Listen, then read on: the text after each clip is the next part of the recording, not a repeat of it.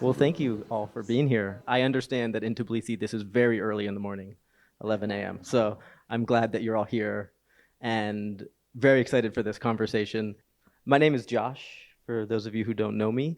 I'm currently a senior editor at the Columbia Journalism Review, but I'm very, very pleased to be here with Branko. Hello. Hello. Branko is the founder, and I think Maverick at Large is a title you still keep. I'm also chairman at the moment as well. Okay, we will not miss any of these titles for Daily Maverick, which is, if you don't know it, just a truly incredible outlet in South Africa that has done fearless and really punching above its weight reporting for many years. And if you've heard of Gupta leaks or know anything about the Jacob Zuma era, you know about the work of Daily Maverick, which is just an impressive thing. And today, Branko runs Project Kontinuum, which is a campaign, I think we can say, to save journalism, maybe to save journalism from itself, but a campaign that we can all agree is pretty desperately needed right now. So Branko, thank you so much for being here. It's a pleasure.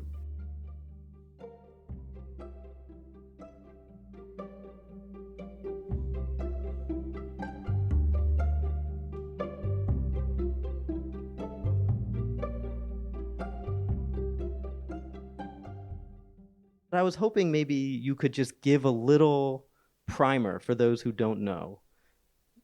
What was the media landscape like in South Africa over the last few years, and what was Daily Maverick up against? The media landscape changed tremendously over the last 2 decades. So, emerging out of the apartheid, there were 4 massive organizations that were running South African media, plus the SABC, South African Broadcasting Corporation, and they were all extremely successful, extremely powerful, and they were not thinking about future a lot in those days. Mm-hmm. So, over the period of, let's say, 15, 20 years, as the landscape globally was changing, as the internet was essentially rewriting the whole reality of the modern media, big organizations in South Africa kept making money and not investing in that space. So Daily Maverick started in 2009. It was a really small outfit, and it started out of necessity because my previous outfit I owned, which was Maverick Magazine and Empire Magazines, that it folded in 2008. So to understand South African media industry in those days is to understand that the big organizations controlled print, they controlled the distribution, and they controlled sales. And they were in a very, shall I say, beneficial relationship with advertising agencies in those days. So it was very, very difficult to, puncture that space. So Daily Maverick was 5 people outfit. We had our initial investment was around £20,000. Yeah, a tiny operation. It was a tiny operation. Our first readership was around 30,000. It was a month. And I was incredibly happy about it because, it was a big number. Yeah. Except that we realized later that Mail and Guardian, which we saw as a big competitor to us, they had more readers in Australia than we had readers altogether. Yeah, you can't measure yourself against these things. So you have to learn. So at the end of the first month, I realized the size of the mountain Daily Maverick had to scale. 15 years later, as I was leaving Daily Maverick, we had around 14.5 million uniques a month, and we had a staff of 120. So there was quite a bit of a growth. Unfortunately, we were not a rule. We were actually exception to the rule. Yeah. As Daily Maverick was growing, the established players in South African media market were unfortunately fading to the point that quite a few of them either do not exist or they're not relevant anymore. The one of them made a massive investment into Tencent in China. They bought 40% of Tencent for $30 million in the early 2000s, and that was Naspers, and they became by far the biggest company in Africa. They're one of the biggest media companies in the world. So their local outfit in South Africa is called Media 24, and the News 24 is a massive daily news organization. Yeah. So in today's world, South Africa, the country of 65 million people, has 2 daily newsrooms of consequence. There are quite a few daily newsrooms, but of consequence, is Daily Maverick and the News 24. Yeah. And what I explain to people is that even with such a perilous state, because we have to understand that the country of 65 million people depends on 2 newsrooms. We are light years ahead of anybody in the rest of Africa. Right. Africa, for all intents and purposes, has no media these days. And I think that's really important to understand, to look at that picture, to understand what the perilous and, quite honestly, unsustainable position of the media in Africa as a continent. Well, I've heard you say before that Daily Maverick and other publications in South Africa survived a state capture effort, essentially. Yeah. What do you mean by that? Because I think, as an example and lesson for the rest of the world, what happened there to independent media maybe is something that we should understand a little better. Yeah, from many angles, when you look at the stuff, South Africa came from the future of the Western world. It sounds like a good thing, but I don't think it's a good thing. It's a terrible thing. Yeah. Basically, we endured the period of state capture that lasted for at least 8 or 9 years. And it was in many ways similar to what America is now, and quite a few countries in Europe are enduring. So just give you the picture. President Zuma came into power in 2009. He was the head of the ANC, so de facto leader of the country since 2007. President Zuma is highly corrupt man, and he was at that moment controlled by 3 brothers, infamous Gupta brothers. And then he himself was controlling the first and second estate, let's call it that way, executive and parliamentary, and controlling it in an absolute way, almost the same way that Trump controls today the Congress and Senate in America. So, judiciary was not captured in those days, but judiciary by default was pretty slow. Judges can't walk out on the streets and make decisions. So all those judiciary processes were dragged through courts, and some of them are now, 15 or 20 years later, actually coming to the conclusion. I mean, Zuma is now about to face the court for his 1998 corruption scandal. Okay, that was a minute ago. 27 years ago, Okay. So just to give you an idea. Yeah. And then there was media, and there were few media outlets, few investigative outlets, the Daily Maverick, News 24, a couple of others, then small outlets like Ground Up that are there they're reporting from townships, and then a couple of civil society organizations. And I dare to say we held the country together, because what the media has done is every day we stood strong and firm against what is wrong, because big business was nurtured in those days. They were either turning the blind eye or actively participating in theft. They brought American consultants to advise them how to do it. The banks were banking them, and there were only a few of us in the media and civil society that were firmly against it every day in, day out. And I think that's to me, looking from this perspective, it's instructive of what's happening globally right now, and the ways that you can do it, that you understand your role as a media, as a leadership, not only to report. And again, it goes down to a question of what is the media's role in a society. Yeah. And for the rest of my life, I would love to subscribe to a space in which the state is stable and our job is just to bring information, and then everybody can make up their mind. So based on the information that we bring in. But that's not the reality. To varying degrees, but in many countries in the world, first and second estates, sometimes even a third estate, either damaged or sometimes seriously taken over by, different kinds and types of state capture. Well, let's depress everyone here then. Let's go into Project Kontinuum, which you started last year, and the landscape as you see it globally, and why you thought this was such an important mission to do. Because you have, and I hate to say it, a very bleak vision for the state of global freedom and the media in particular. And I was looking at an essay you wrote last year called "A Call to Arms for Journalism." And you compared the various threats that are hurtling towards the media to the asteroid that killed the dinosaurs which is hyperbole, but maybe not also.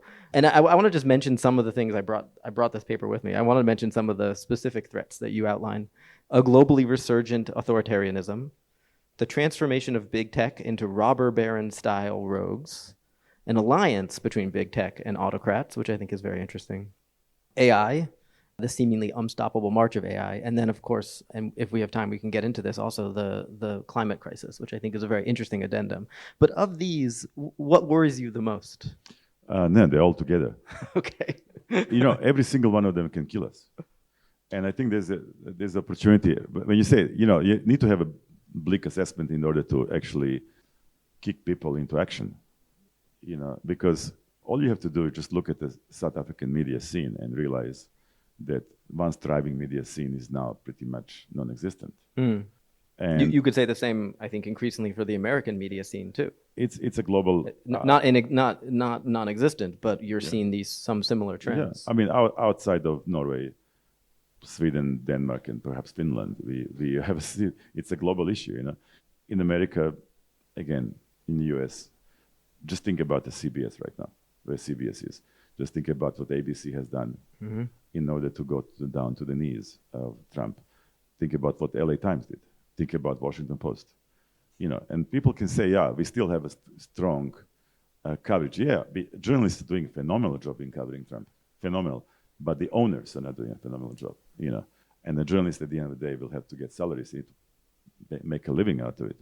Can I ask you just, since you mentioned these sort of, and this is my provincial mindset as an American, but do you, from your point of view, are you watching these things happen in the United States and thinking this is really, really bad? Yeah, of course. I mean, it's obvious. I did mention this somewhere. I think the moment where things broke down, we can actually, once we write a history, but if we're around to write a history, we can remember the moment when Washington Post decided not to publish the endorsement of Kamala Harris, and it's not about issue ideology, whatever else. This is much more of a psychological issue, because we as media, we usually don't have much money. We usually don't employ people with arms and ammunition who are ready at the moment's notice to kill people for us. But our power ideally, yeah, our power is soft power. Yeah. The most corrosive thing for soft power is fear, and that's what happened. Jeff Bezos shown fear, and Donald Trump, being a political animal that he is, smelled fear and just went straight through it. It's interesting because I think he showed fear as one way of putting it, and I think maybe from the point of view of Donald Trump and the real politic of this, that's how the White House interpreted it. But I think this is equally damning. But he also said, "I have other interests, and my other interests are in line with not being critical of this administration." But he also had the same interest in 2016, and it was a different thing. And remember, and Trump was not even in the White House when he did it. Yeah. So what actually it did, it triggered the tsunami, because the one before him was Patrick Soon-Shiong from LA Times. He's just not as pivotal person as Washington Post and Bezos are. And when that happened, the next thing that happened was a tsunami of business executives suddenly stating, "I'm impressed with Trump's understanding of the situation." I mean, the Jamie Dimon, like a few days later, stated, he can work with Trump and whatever else. It was that shift was that was 4 weeks shift. Was shift from oh my God, we can't survive Trump to we can actually work with him, and that was triggered by Bezos, and you'll see, and afterwards, USA Today a few days later did the same thing, and then many other smaller newspapers. When you see that type of fear, in the longer run, that's how it starts. It ends up with Trump deciding who's going to sit where in the White House, who's going to report what. It's Trump now warning that if there's a demonstration, which is literally the First Amendment of Constitution in America, if there are demonstrations on his birthday, that he's going to crack down on them, and nobody's suing for it. Yeah, and there are smaller things like you mentioned. I mean, the Associated Press being banned from certain rooms, and of course there was some uproar about it, but these are the little things that you try out along the way. And we as a media, we also, we never fail to be our own biggest enemy. Because if you think about what media is driven by, we used to make a lot of money, but not anymore, of course. But there's arrogance and there's the sense of superiority that baffles me, and also, I keep saying to people, we as the media now, we are, neighbors in a rapidly impoverishing part of town fighting for scraps. The cool kids came in, they stripped everything of value and moved away. This is big tech in the analogy. Big tech, moved away, and we remain, and we're fighting over scraps, and we think that our media competitor, is our biggest enemy. That's ridiculous. We're just showing how stupid we are. You're a lot of fun at parties. I am. No, but look, the reality is that unless we sober up, we will not exist. And again, I'm trying to explain to people, this is not about saving sectoral jobs. This is not about saving democracy. This is about saving our civilization. Because our civilization is built on some, accepted values, where we know what is true or false, where we know what is right or wrong, what is up or down. Even in the worst autocracies in the world, parents are not teaching their children to lie. Okay, so it's just really important to understand this is not about saving democracy. That's why I think, when you talk about media as being an important factor in saving democracy, it's actually it's much bigger than that. This is the information ecosystem, and we are the guardians of that ecosystem, and we have failed. And, unless we really name it that way and accept that we failed, and that we need to reform ourselves, and we need to reform our intermediate relationships, we are actually going nowhere. Within 10 years, we will not exist. I mean, we're talking about fight against the class, which is... Do you mean that literally when you say those words? I genuinely believe it. We will exist in titles, but not in ownership. You will have a New York Times, of course. You will have a Wall Street Journal. You won't have a majority of smaller organizations that will not survive because just the business challenges. However, who will own the New York Times and Wall Street Journal? That's another story. So it's really important to understand is that just look at South Africa and look at the places where media does not exist anymore, and to think that America is above that, that they can survive what is actually concentrated attack just by doing the same thing all over again. It's really the definition of stupid. And that's what we're doing. Yes, we need to continue doing a great journalistic job. Yes, we need to continue telling the truth to people, but we also need to be much more clever about how we're doing and how we organize ourselves. Right. I bet you there are people here or listening to this who are nodding in agreement, and I bet you there are also people who think you're out of your mind and are an alarmist. And I hope we'll open up in a minute, because I'm curious if people think that you take this way too far. I can just remind them of the titleless organizations in South Africa that do not exist anymore, or they're just the shadows. Not realizing. You see, if the rhythm and the pace of the organizations either fading or disappearing is a bit slower than your day news cycle, that doesn't mean that they're not disappearing. I'm urging people to look at the 10 or 20 year windows, and to realize in what kind of terrifying position we are. That being said, you're also an idealist, which I think completely. is an interesting... We have to fight this. Right. So let's talk about Project Kontinuum a little bit, because Project Kontinuum is a big, sweeping, idealistic, somewhat notional, I think, campaign. Can you describe what your mission is and how you're implementing it? Well, I'm struggling with implementation because I'm still trying to, raise the money for it.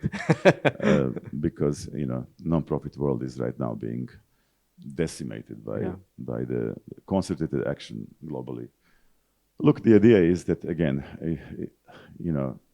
we have a scale. We as the media have a scale which even big tech can't even imagine, except that we have given that scale to big tech and authoritarians. And theoretically, my concept is let's get a scale back and use it for the benefit of this humanity and benefit of the media. So that's the starting point. We can actually reclaim our trust and reclaim our importance to ordinary people. Us losing trust, first, I don't think we lost as much trust as people as they trying to present. Big tech, especially big tech, and some really nasty people in some political sectors are trying to say that we do not matter anymore as a media. They spend awfully lots of money for somebody that doesn't matter anymore to kill us, Because if you look at how much money has been invested into propaganda, state propaganda, and even in projects which make no role in a society. Yeah. And, for the rest of my life, I would love to subscribe to a space in which the state is stable and our job is just to bring information. And then everybody can make up their mind. So based on the information that we bring in. But that's not a reality. To varying degrees, but in many countries in the world, first and second estates, sometimes even a third estate, are either damaged or sometimes seriously taken over by, So I identified media literacy. These are like campaigns. I've heard you compare this to like the Got Milk campaign. Yeah, very much so. Yeah. Yeah. All of media coming together is the idea to say. Yeah. Look, media literacy is a growing problem. Internet was supposed to connect us together and make us incredibly clever and give us all the knowledge of humanity at our fingertips. Guess what? We are more stupid than ever, So, and more disinformed than ever. And I keep saying, if KGB had internet, the world would have been called Soviet Union right now. And the internet is really, and now AI, of course, is extremely potent weapon. I've also heard you say, by the way, which I have thought about a lot since I heard you say this, that when the agents of disinformation get good at it, we're going to be in really big trouble. Yeah, and they are getting very good at it right now. Because they haven't been, the thing that's scary about that is that up to now, they've been not that great. That saved us. Yeah. And also AI that creates, images with 6 fingers. Right. Yeah, soon there will be 5 fingers. Soon there will be 5 fingers, and then we'll be in trouble. We have a problem. Yeah, so one is media literacy. And if we, it's not that we don't know what to say in media literacy, we don't have a distribution of our media literacy programs. Guess what? We are the distribution. And probably the biggest on the planet. The second one is social media, of course. We need to challenge Twitter. And the third one is also climate change. Climate change, yeah. Which is an odd one out, but it's pretty important to you. Climate change is, it's not about the weather. Climate change is about the fraying of the fiber of societies, of communities. People think that climate change is going to kill us by making us very, very hot. No, we're going to die from the neighbor who doesn't have water. It's communities that will be destroyed. The countries, the wars will be started for that. And again, it's our fault we didn't actually explain that. It's our fault, again. I really believe that we globally should not have left the climate change solely in the hands of activists. Because what the propaganda did is manage to fuse woke ideology and climate activism in the minds of many people. And I think it's a bad mistake from our side. So it became a kind of ideological mission when it should have been an existential one. Since when? Again, let me just remind people that, EPA was created by Nixon. Right. Richard Nixon. That, George H.W. Bush was a massive climate warrior. And it's, again, we as a media, we need to understand that climate change is not just another subject we write about. We need to take a much more active role and actually force some things to happen. And that's my project. I wonder a little bit if you're describing a version of media that is less impartial, that is more activist-y. No. This is very important to understand, is that this is not about being squeaky clean, we give you information, and it's not about being activist. This is about being leader. It's a massive difference in those things. It's a massive, massive difference. And again, we were leaders in South Africa in state capture because we stood firm and unaffected by propaganda and a whole lot of other stuff. And it's really important to understand is that we are fourth estate. We need to actually start accepting that estateness. Isn't on some level, and I don't mean to critique the entire basis of your mission. No, of course. But why not? We should. We're here for it. It's beautiful to discuss. Isn't on some level the lessons of Daily Maverick and the work you did with Gupta leaks? I mean, essentially bringing down a dictatorial presidency. We helped, yeah. Yeah, as part of a coalition. Yeah. But isn't that in some way a lesson that the path here is to do good journalism? Yeah, of course. Not to get into campaigns and not to be advocates, but just to do the work. I'll give you actual operational differences. So if you just say it's just a good journalism, okay, especially in today's world, I know of phenomenal journalism that made no impact whatsoever. I'll give you an idea. In Serbian government, the Minister of Health is the guy who stands accused of killing people in 1990s as a doctor. The investigative outfits had shown some proof that he was killing people in hospitals by administering stuff, as for money. That's the accusation stands, and he never really managed to respond to it. That is, to me, is unthinkable. The point being that it's known and it's just not having the impact that we want it to have. Yeah. So we have this in the States too, right? We have a president now who is doing a lot of things out in the open that might have been investigative reporting 10 years ago, but now they're just, I'll take a plane from Qatar. That's cool. That's exactly. So let me give you an example on the Gupta leaks. What could have happened? So when I got this original hard drive with all those emails, I could have said, it's mine. Nobody else gets it, and the results would have been much smaller. So what I've done, the first 2 calls I made, one was to my business partner, and the other one was to my colleague who ran an investigative outfit called Amabungane, who knew a lot about the Guptas. So, we just augmented our ability to actually mine Gupta leaks in a massive amount. That's one step. If it was, and remember, we were free. It's really important. So we were not behind the paywall. We don't believe in a checkbook truth. We believe that everybody should know the truth, regardless of their financial state. Then what happened? The News 24, which is main competitor, approached us, and I realized if you have a News 24 with us in this consortium, the effect of this will be much, much bigger. Yeah. And so we accepted him. The point is you were thinking beyond just getting the facts out. Exactly. You were thinking about how do we make these facts land. Exactly. You see, it used to be that your job ends with filing the story.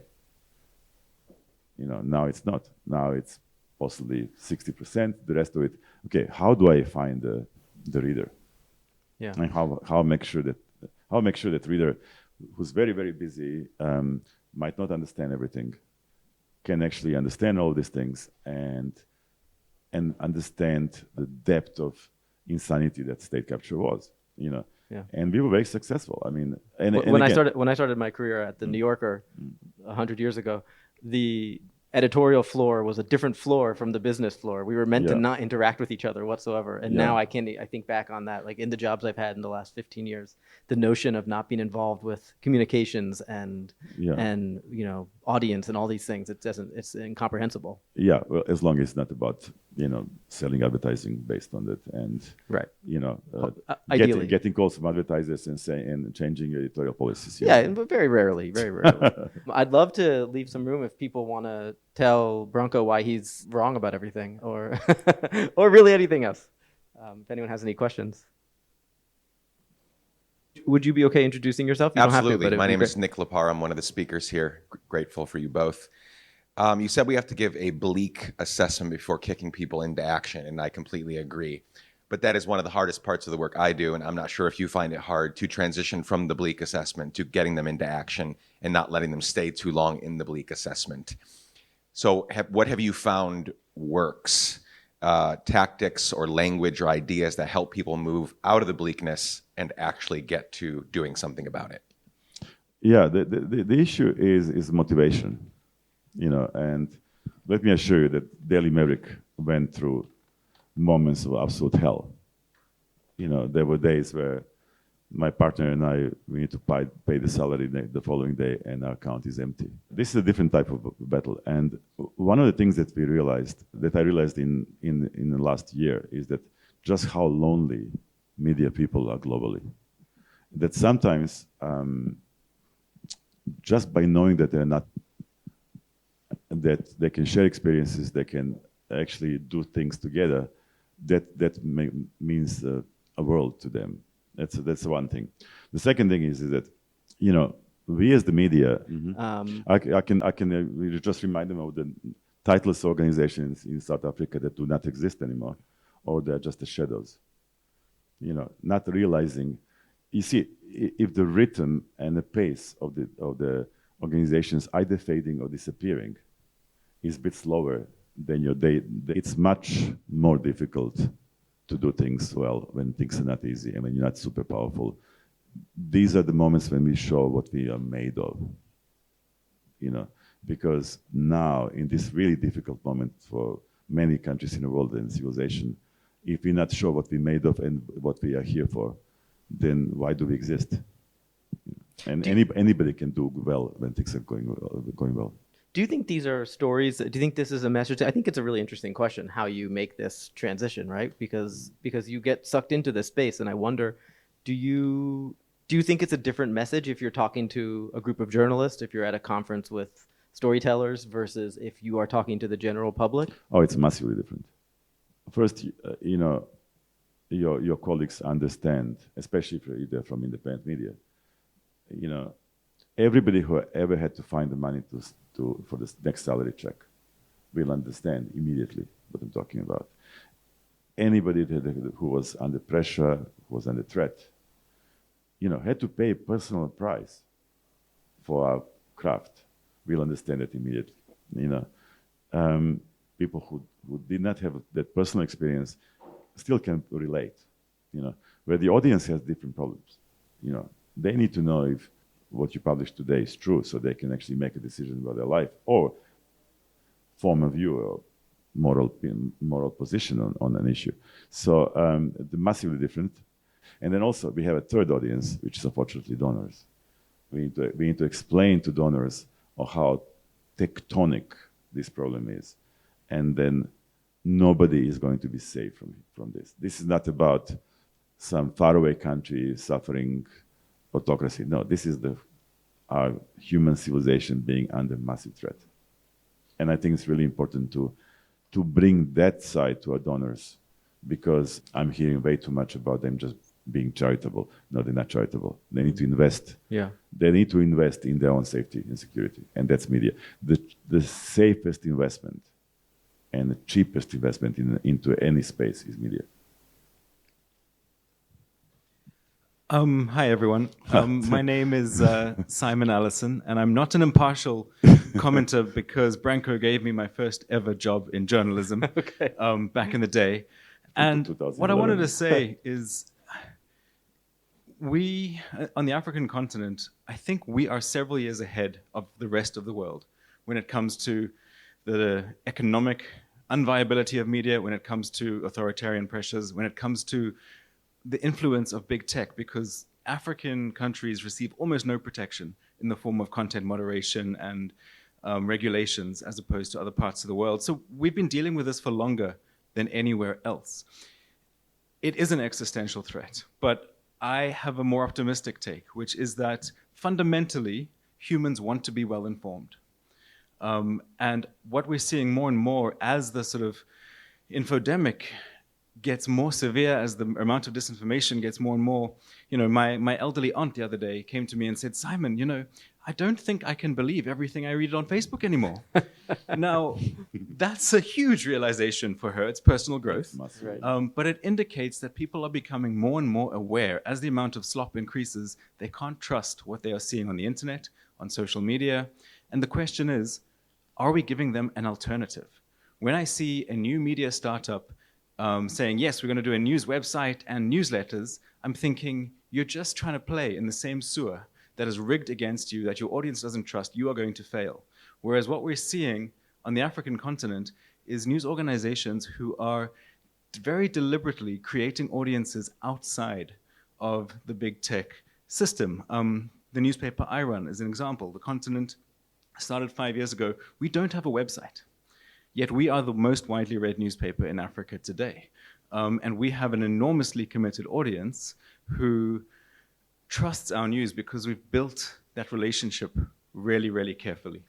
And I don't see other news organizations in other parts of the world making that same effort and actively trying to divorce themselves from these platforms that are designed to prevent quality information. Can I ask, because one of the innovations we're seeing, and I'm not sure if the continent does this, we do have this, there's a number of outlets in the States that are starting to do this, which is to just be WhatsApp based. But of course, WhatsApp is Meta owned. So I wonder, does that count as an example of moving in a new direction, or is that still being sucked in that? What I will say is I'm giving a talk about this exact subject on Sunday afternoon. You okay, shall we'll come. be there. But it's a fundamental difference because what we're doing, for example, the way the continent works, we have a one-to-one relationship on WhatsApp or Signal or Telegram, whatever platform you use, but it's us giving you the thing directly. It's not us processing our content through an algorithm that will then choose to serve it to you or not. So it's a much more direct relationship. And then actually the distribution relies on reaching individuals who then pass it on themselves in whatever format. Some people print out the paper and give it to their people in their community. And that way you're getting these micro endorsements along the way from people saying, I think this is great, and you're my friend, you should read it too. And it assigns a level of trust far greater than you get when you're just receiving broadcast information. Thank you. That's really interesting. I think we should there's one back there, and then we'll try to do what we can before we get kicked out of here. Hi, yeah, just a quick question. So I'm Ryan from the International Press Institute. Good to see you, Right. Branko. Specific to the project that you're developing, how do you build an authentic movement that links both the role of institutional gatekeeper media and those publishers out there, media influencers, et cetera, that are really driving a lot of the conversations? They're ultimately a massive, important role in the distribution function for the stories that institutional media are especially developing. Yeah, that's very important element here is you start with what you have. So what we have is relationships, and we have advertising space.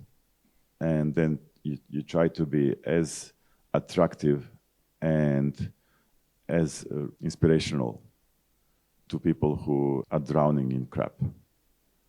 I organized something called World News Day. Last year we had 800 publishers globally. It was, by all accounts, was incredible success. But then there comes the following day, and then we go back to Right, we're still having this conversation, even though you did that. So yeah, so this is about at least 10 years of actually, just pushing in every corner, organizing a veritable army of people who actually are motivated and are really keen to motivate others. One thing that I'm really keen to understand is how things get viral, how things spread, because we don't have to always spread the worst things among us. We can spread good things. We can spread things like it's okay to love the person next to you, even if that person doesn't believe that this person should be president. It's a very slow process. This is not going to happen overnight. And the problem is that this the way we are right now is being created over the last 30, 40 years at the very least. So you need to basically motivate people. You need to inspire people. I'm Desi Damianova from Bellingcat. Branko, thank you for important insights. You said that media lost scale to the big tech, and we can get it back. How exactly? Thank you. Well, there's a specific project I'm working on in which, I'll give you an idea. I don't really spend much time on Twitter, or at all. But every time I log in, which is once a month maybe, this is the structure of my homepage. I have 2 tweets from Elon Musk. I have 2 tweets from Alex Jones. Do you know Alex Jones? Of course, yeah. The worst person on the planet, according to many. And then I also have unmistakably, I have a violent video, literally of people inflicting violence on other people that goes into autoplay. Okay, so my question was, why do we have to endure this? And that took me to on a kind of in the direction of what would be solution for this. And then that's the project I'm working on. I think it's back to the previous question, which is that this is a long-term project. This is not going to happen overnight. Yeah. We're talking about years and years of fight. And the reality is that we have opponents who have a lot of money, lot of power, people with guns and ammunition, and they're very happy to use them. So this is like, if you think about the challenges, this is like as great challenges you can think of in your life. Maybe it just starts with being clear-eyed about where we are right now. Yeah, bleak and clear-eyed, fine. But again, I mean, being bleak doesn't mean that there's hopeless. Bleak means, okay, I understand what the problems are. Branko, thank you so much. Okay.